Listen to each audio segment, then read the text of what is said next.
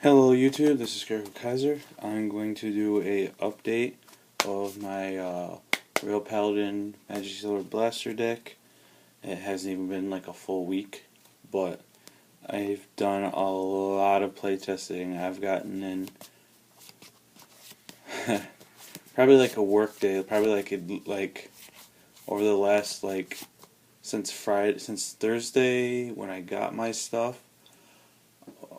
Which has been like Friday, Saturday, Sunday, Monday, about 5 days.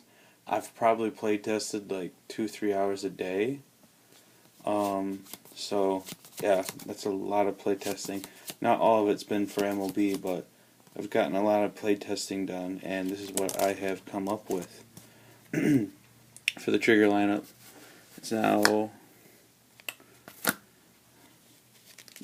12 crit. 4 heal.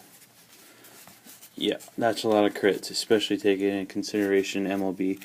But the idea is I've found very much in playtesting that if on turn 3 you ride your MLB and you do the Blaster Blade, Blaster Dark move, and you swing at them, and especially if you have the right boosters with it, the opponent often has to like not guard it, because they often feel okay not guarding it if they're like at 2 damage, so they often don't guard it.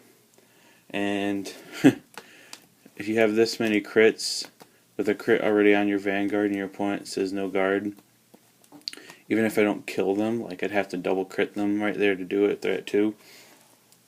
Even if I don't crit them, just to push them to 5 damage that quickly really puts them on the ropes.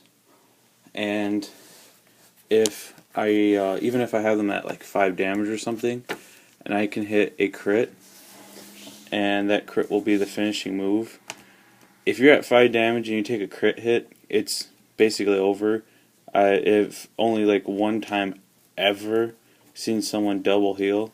It's extremely unlikely, as if healing on 6 damage is unlikely enough, but the crits just really keep the pressure on the opponent.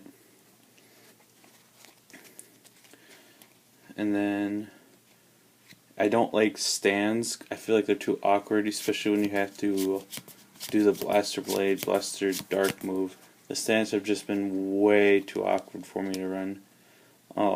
Grade 1s for Marin, for Perfect Guards, 3 Knight of Friendship. Knight of Friendship, I'm a very big fan of this guy. He puts in a lot of work. He makes up for the fact that you have to give it your Blaster Dark and Blaster Blade, which is lowering your offense. Because he's a grade 1 that's also a 10k attacker, he helps play the role of a booster and an attacker. He's very helpful. Then we have 2 Lake Maidens, and now we have 2 Apocalypse Bat. It may be a Shadow Paladin, but when this unit boosts anything with Blaster in the name and you Soul Blast, it's a 10k boost. So you can have your MLB swing for 22 right there if he's got the Blaster Darks and the Soul. But if you're doing the Blaster Blade, Blaster Dark moving to the Soul thing together with this, that's an attack of 32 with crit. As long as you don't end up, obviously you have a limited number of shots because you don't want to take the blasters out, but it's usually you can do it like 2 or 3 shots, and that's good. And if you have them already in the Soul, this 4,000 plus MLB's 12 is 16, which against most Vanguards is okay. But for grade 2s, we have 4 Blaster Blade, 4 Blaster Dark, 2 Knight of Loyalty, and 1 Star Call Trumpeter. Star Call, I'm very much often on the fence about. It's either a really good card, well, it's not ever really, it's an okay card. I don't really like playing very many of it. Its low power is very much a handicap, very much. He's mostly in here just to help the consistency of the deck, and even then he's just He's an okay card. I feel like he's such a handicap being so weak that he's almost like his effect is just replacing himself since he's such a bad card most of the time. But he helps with the deck's consistency, so we're still sticking with one of them.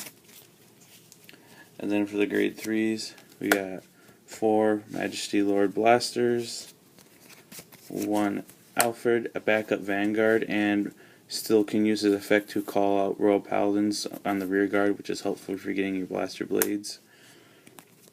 And then last, 2 Palmetes. And obviously, Wingle Brave is your starter. So that's that. Yeah, thank you for watching.